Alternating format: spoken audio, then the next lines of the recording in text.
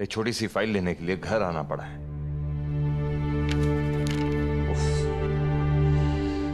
रवि, जल्द से जल्द ठीक हो जाओ यार, तुम्हारे बगैर ना ऐसे लग रहा है जैसे मेरे हाथ कट गए। वो तो इज्जो मंतुशाए वो तो जिल्ले मंतुशा।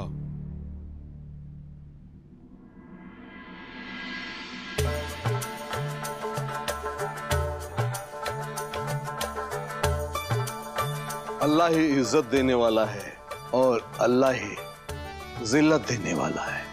पीर साहब आप? अस्सलाम वालेकुम। वालेकुम अस्सलाम। आइए ना। सकीना, जरा शरबत और मेवे लेकर आओ। जी भाईजान। पीर साहब, वाकई आपको यहाँ देख के बेहद खुशी महसूस हो रही है। वैसे भी घर बुझा बुझा सा लग रहा था, अब आपके यहाँ जाने से घर में रौनक आ गई है। तुम्हें इस घर में रौनक दिखाई दे रही है?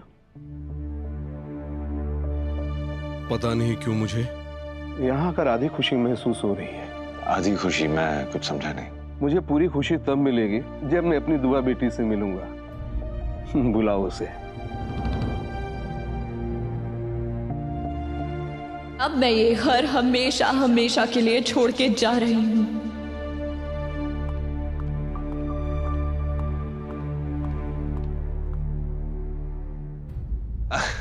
आप वो सब छोड़िए, आप नोट्स तो फरमाइए।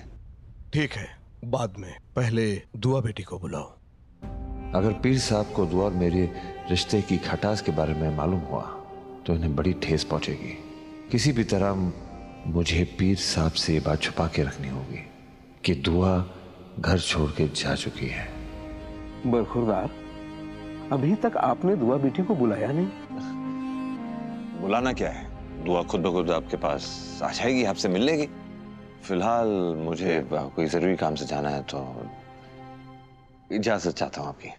बरखुरदार, ये तुम्हारी आंखें बता रही कि तुम मुझसे झूठ बोल रहे हो। तुम्हें कोई जरूरी काम नहीं है। कुछ देर के लिए रुक जाओ बेटा, मुझे तुमसे कुछ जरूरी बातें करनी है, जो तुम्हारे बारे में भी है और दुआ बेटी के बारे में भी। आओ बैठो।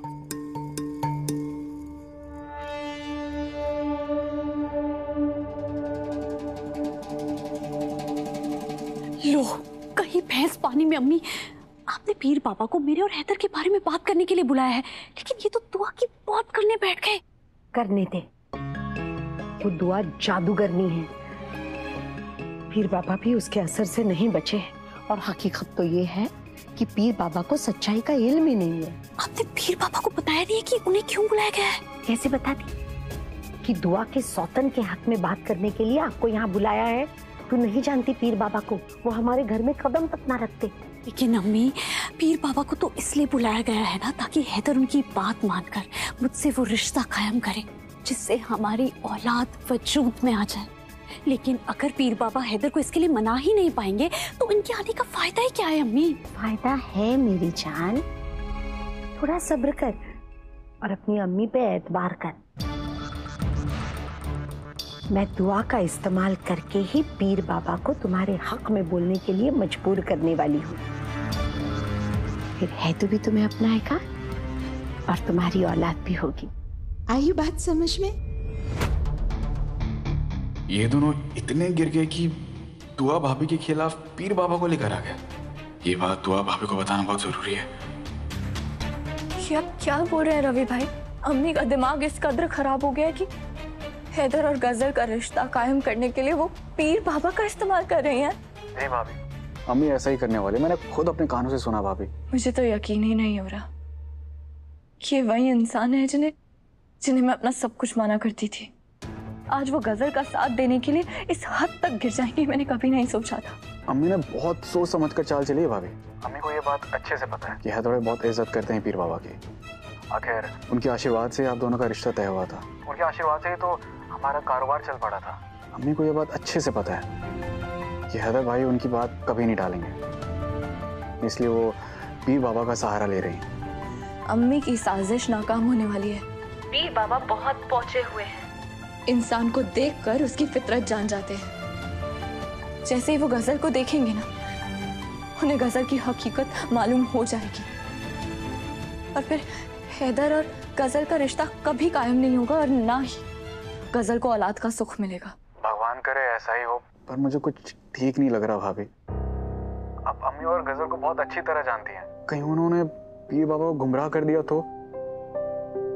जैसा आप कहें पीर साहब, बताइए क्या बात करनी है, कहीं नहीं जाऊंगा मैं। दुआ बेटी को बुलाओ, ये बातें उनके सामने ही हो तो ज्यादा बेहतर है। दरअसल दुआ किसी काम में मसरूफ है, लेकिन आपका मुरीद आपके सामने हाजिर है, फरमाइए जो फरमाना है। तो फिर सुनो, जानते हो मैंने तुम्हें अपना मुरीद किस लिए चुना है? क्योंकि आपका दिल बहुत बड़ा है। नहीं, मैंने तुम्हें अपने दिल के करीब इसलिए रखा है क्योंकि तुम इस लायक हो। इस दुनिया में बहुत कम लोग देखने को मिलते हैं जो खुदा के करीब होते हैं, खुदा के बंदे होते हैं, और तुम उनमें से एक हो। जब भाई का फर्ज निभाने की बात आई तब तुमने भाई होने की मिसाल कायम कर दी, और जब बेटा बनने की बात आई तो तुमने ये साबित कर दिया कि बेटा हो तो तुम्हारे जैसा हो, वरना ना हो। और जब शौहर बनने की बात आई है, तुमने ये फर्ज भी बखूबी निभाया है। मगर एक जगह तुम चूक गए। चूक गया? मैं कुछ समझा नहीं। तुम बाप बनने की शहादत से महरूम हो।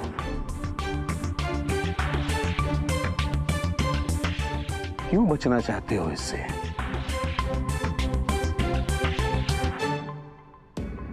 क्या तुम नहीं चाहते कि तुम्हारे घर के आंगन में एक छोटा सा फूल खिले? क्या तुम नहीं चाहते कि तुमसे जो बच्चा पैदा हो तुम्हारी अम्मी की गोद में खेले? औलाद नसीब वालों को ही मिलती है दरमिया, उससे बचिए मत। और दुआ को भी। सुभान अल्लाह। पीर साहब, आइए। आपके मुकद्दस कदम हमारे घर में पड़े तो हमारे घर की रौनक में चार चांद लग गए। सलाम अलैकुम। तशरीफ रखिए। जी शुक्रिया। खुदा आपको खुश रखे। राहत साहब ने सही फरमाया है कि आपको बीच में बातें काटने की आदत है। मैं आप ही के फायदे की बात कर रहा था। जी जी, मैंने सुन लिया था। माफी चाहती हूँ कि मैं बीच में बोल पड़ी। दरअसल बात यह है, मैं खुद भी चाहती हूँ कि मेरे बच्चों की गोद हरी भरी हो जाए।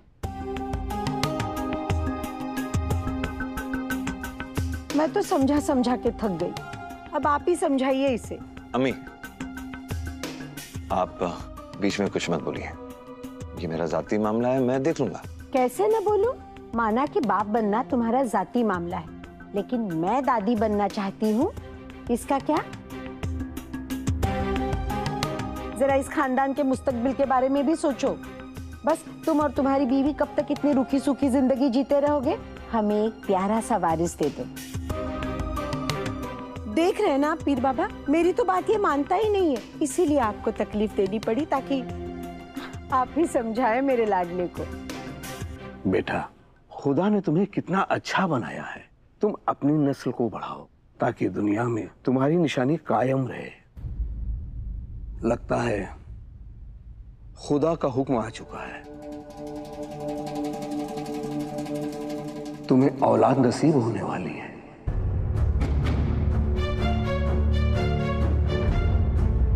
तुम्हारी पेशानी पर भी बाप बनना लिखा हुआ है। तू चाहे या ना चाहे, मगर तुझे औलाद जरूर नसीब होगी।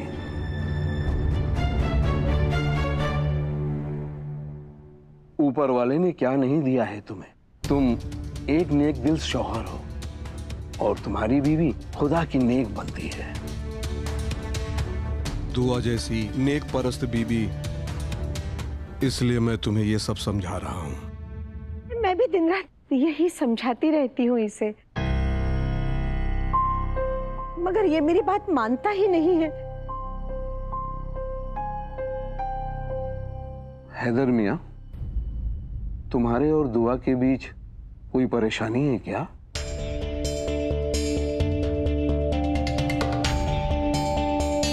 जाने क्यों मेरा दिल बड़ा बेचैन हो रहा है।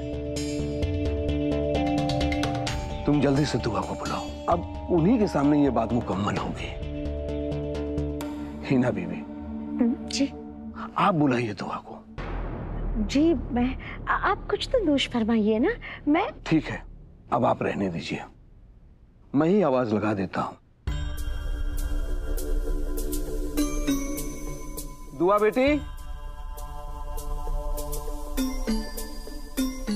अरे हम आपके घर आए हुए हैं और आप हमें सलाम करने तक नहीं आई। बाहर आइए, हमें आपसे कुछ बातें करनी है, आइए। ये क्या मसला है हैदर मियां, सब ठीक तो है ना?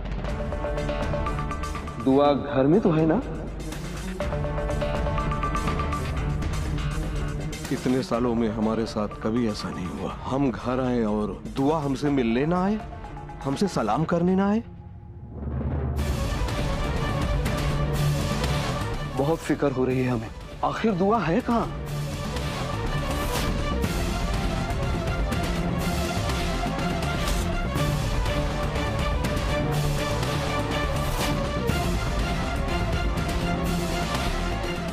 हम तुमसे कुछ पूछ रहे हैं हैदर मियां, बताओ कहां है दुआ बेटी?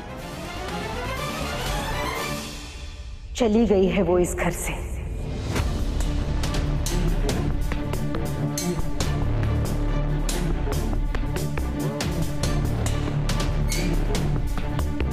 चली गई? कहां? इस घर को बर्बाद करके छोड़ दिया है उसने। अब हमारा उससे कोई ताल्लुक नहीं है।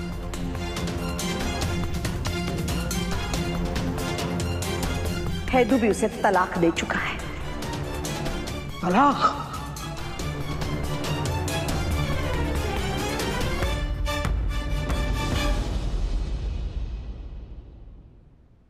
अब क्या बताऊं आपको पीर बाबा, बात ही कुछ ऐसी हुई कि जिस दिन गजल और रूहान का निकाह होना था, उसी दिन दुआ की वजह से रूहान घर छोड़ के भाग गया।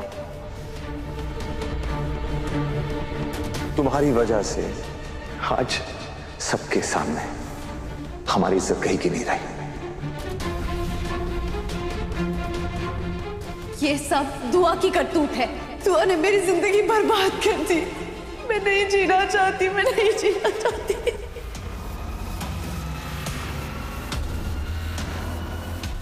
हमारी इज्जत और गजल की जान बचाने के लिए हैदर को गजल से निकाह करना पड़ा।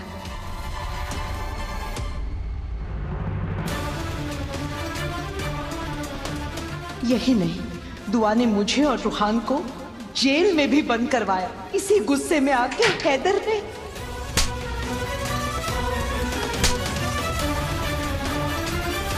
मैं तुमसे कानूनी तौर पर तलाक चाहता हूं। दस्तखत करो दुआ और एक किस्सा यहीं खत्म करो।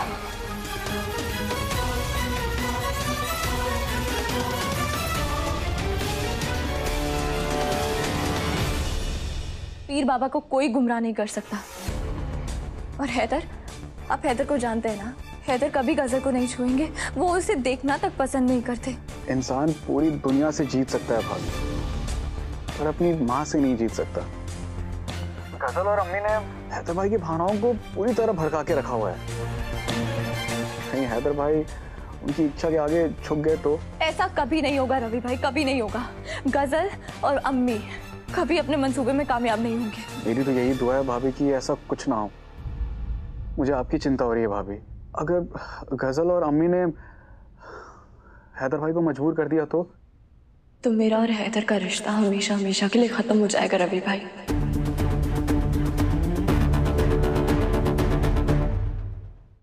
हैदर के दूसरे निकाह के बाद भी मैं उनके साथ रही, क्योंकि मुझे उनकी वफा पे पूरा यकीन था। मगर हैदर ने अगर गजल को अपना लिया तो वो दुआ को हमेशा के लिए खो देंगे। खैर फिक्र मत कीजिए, ये महज आपका डर है और कुछ नहीं। हैदर मुझे खुद से दूर रख सकते हैं, मगर मुझे खोने का हौसला उनमें नहीं है। आप बिल्कुल फिक्र मत कीजिए। गजल और हैदर के बीच कोई रिश्ता कभी कायम नहीं होगा।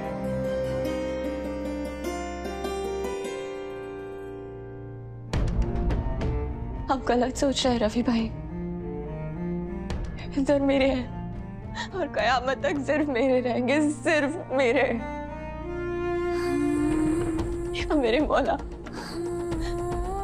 मेरा भ्रम मत टूटने देना।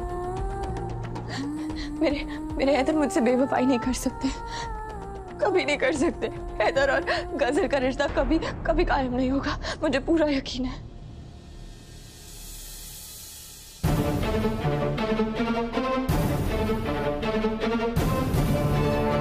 देख रहा है अपनी बहन को हफीज, खुदा से दुआ कर रही है कि इसका शौहर इसकी सौतन के पहलू में सो ना जाए। अख्तर खानदान ने ऐसी हालत कर दी है मेरी बेटी की, जिसे देखकर कलेजा मुंह को आता है। तेरा खून नहीं खौलता? कब तक अपनी बहन को इस हालत में देखता रहेगा? तुझे नहीं लगता कि तुझे इसके गुनहगारों को सजा देनी चाहिए? मैं तो सजा देना चाहता हूँ अम्मी। मेरा बस चलता तो अख्तर खानदान के एक एक शख्स की जान ले लेता। जान लेकर क्या करेगा? उन्हें जिंदगी दे, मौत से बदतर जिंदगी।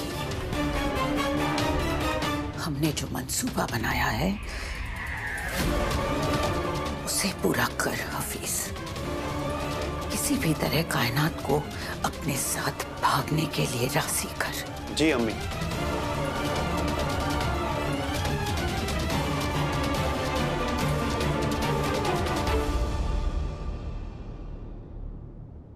मैंने आपको अपनी सास नहीं बल्कि अम्मी माना था।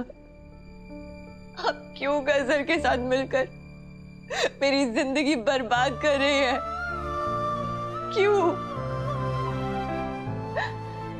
मगर आप अपने इरादों में कभी कामयाब नहीं होंगे अम्मी। हैदर कभी गजल को कबूल नहीं करेंगे, कभी उसे पास तक नहीं आने देंगे। मुझे पूरा यकीन है अपने हैदर पर, पूरा यकीन है। आपकी दुआएं अगर सर पर नहीं होती पीर बाबा, तो उस मनहूस की साजिशों की वजह से आज हम में से कोई जिंदा भी नहीं बचता। मिट्टी डालिए उस दुआ पर। आप मेरी दूसरी बहू से मिलिए। गजल, अरे बेटा वहां क्यों खड़ी हो? आओ नीचे आओ, पीर बाबा से मिल लो, दुआ सलाम कर लो। अब जी।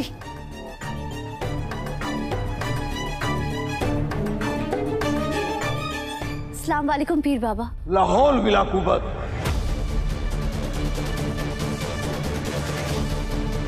यानी कि वो अफवाहें सही है कि हैदर ने अपने छोटे भाई की होने वाली बीवी से दूसरा निकाह किया। हालात ही कुछ ऐसे हो। चुप हो जा नामुराद।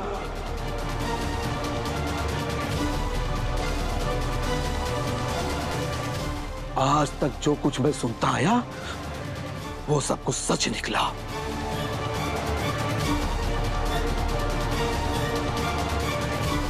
तुमने ये सब कुछ करवाया है ना?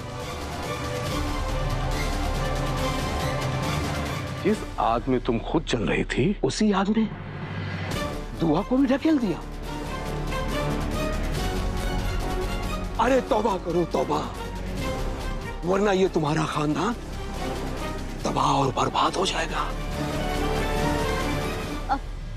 पीर बाबा, देखकर लगता है कि यहाँ पर सब आपको बहुत मानते हैं। आप ऐसे बद्दुआ मत दीजिए। और ये अम्मी जो भी कह रही है ना, बिल्कुल सच कह रही है। जो कुछ भी हुआ है वो उस दुआ के कारण ही हुआ है। आप ये सब छोड़िए ना, आप मुझे बताइए जो आपने पेशान गोई की है वो सच साबित होगी ना? मेरे और हैदर की औलाद होगी ना पीर बाबा? बेटा, पीर साहब का कहा हुआ पत्थर की लकीर होता है। खुदा ने इनकी जुबान पर ऐसी बरकत बख्शी है, ये अगर पत्थर को भी जिंदगी की दुआ दे दे तो उसके सीने में भी दिल धड़कना शुरू हो जाएगा। पीर बाबा ने कहा है ना कि तुम्हारी और हैदू की औलाद होगी, तो इंशाअल्लाह जरूर होगी। हैदू कुछ भी कर सकता है, मगर अपने पीर बाबा की बात वो कभी नहीं टाल सकता। आई बात समझ में?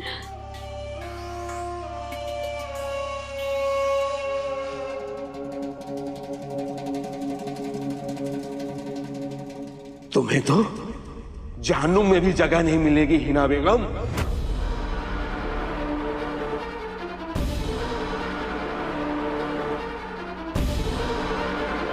तुमने हैदर को गुमराह करने के लिए हमारा इस्तेमाल किया।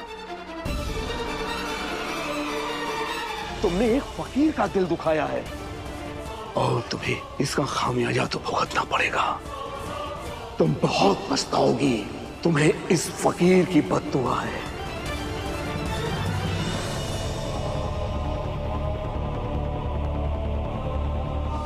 खुदा के लिए ऐसी बद्दुआ मत दीजिए पीर साहब, हमारी पूरी बात तो सुन लीजिए आप। मुझसे झूठ बोलने वाली औरत तुम्हारे इस पूरे घर पर आग बरसेगी।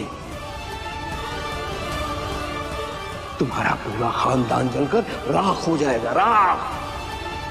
नहीं।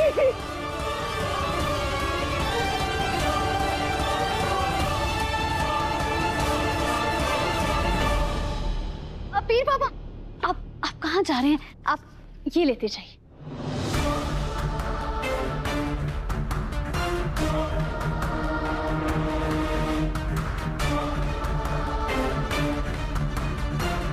मैं पीर फकीर हूं, कोई भिखारी नहीं।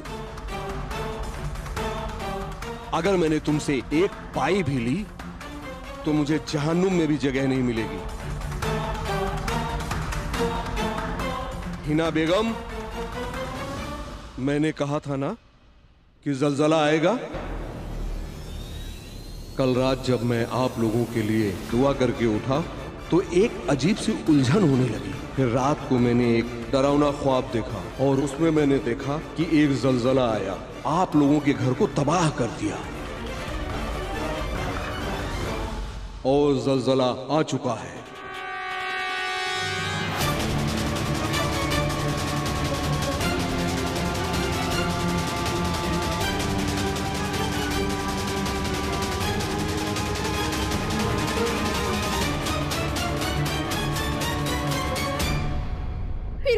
पीर बाबा, हमें माफ कर दीजिए। पीर बाबा, मुझसे गलती हो गई। पीर बाबा, हमसे नाराज मत होइए। हमसे गलती हो गई। हम दिल के बुरे नहीं हैं। हमें माफ कर दीजिए। आपकी औलाद देने वाली दुआ वो कहीं रद्द तो नहीं हो जाएगी ना पीर बाबा? पीर बाबा, हमें माफ कर दीजिए। मेरी ना दुआ रद्द होती है और ना बद्दुआ रद्द होती है। हैदर की औलाद इस दुनिया में जरूर आएगी। उसके नसीब में 2 औलादें लिखी हैं। सुभान अल्लाह, खुद आपको सलामत रखे पीर बाबा। मेरे और हैदर के 2 बच्चे होंगे। ये आप क्या कह रहे हैं पीर बाबा? मेरे जुड़वा पोते होंगे। आप मुझे लाख कोस ले, लेकिन इस वक्त आपकी जुबान से जो फूल बरसे हैं, खुदा आपको हमेशा खुश रखे पीर बाबा। मेरे मौला, इतनी बड़ी नेमत से नवाजने वाले हैं आप हमें। हिना बेगम, शायद आपको समझने में कुछ गलती हुई है। मैंने ये नहीं कहा कि जुड़वा बच्चे होंगे, मैंने कहा कि 2 बच्चे होंगे। आप पर इस लड़की का बड़ा असर है। इस खानदान में ऐसी बेवकूफ लड़की आज तक मैंने नहीं देखी। माफ कीजिएगा पीर बाबा, आप इसे जानते नहीं हैं, इसीलिए ऐसा बोल रहे हैं। बड़ी खूबियां हैं मेरी इस बहू में भी। खुदा तुम्हें अक्ले सलीम अदा करे। जिस नजर से मैं इस लड़की को देख रहा हूं, अगर तुम देखोगी तो डर जाओगी। और तुम जिसे हीरा समझकर खुश हो रही हो, इस लड़की की कीमत मिट्टी के बराबर भी नहीं है।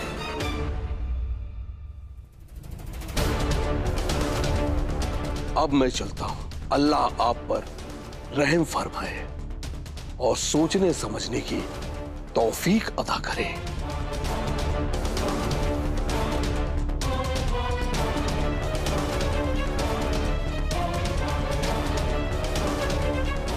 या अल्लाह। पीर साहब कहना क्या चाहते थे? ये पीर का बच्चा कहीं हीना को मेरे खिलाफ ना कर दे, इसका कुछ करना पड़ेगा। अम्मी, अम्मी, आप सच कह रही थी। वो चालबाज दुआ, उसने पीर बाबा पर भी जादू करके रखा है अम्मी। खुदा का इतना नेक बंदा, वो भी दुआ के जादू से महफूज नहीं रहा अम्मी। अब देखिए ना, पीर बाबा मुझे जानते भी नहीं है और फिर भी उन्होंने मेरे बारे में राय कायम कर ली। खुदा गारत करे उस दुआ को। पीर बाबा की बातों का बुरा मत मानना, वो इस वक्त गुस्से में थे इसीलिए बोल गए। और तुम्हें दुआ भी तो देके गए हैं ना। तुम्हारे और हैदू के 2-2 बच्चे होंगे। आंसू बहाने का नहीं, खुशी मनाने का वक्त है मेरी जान।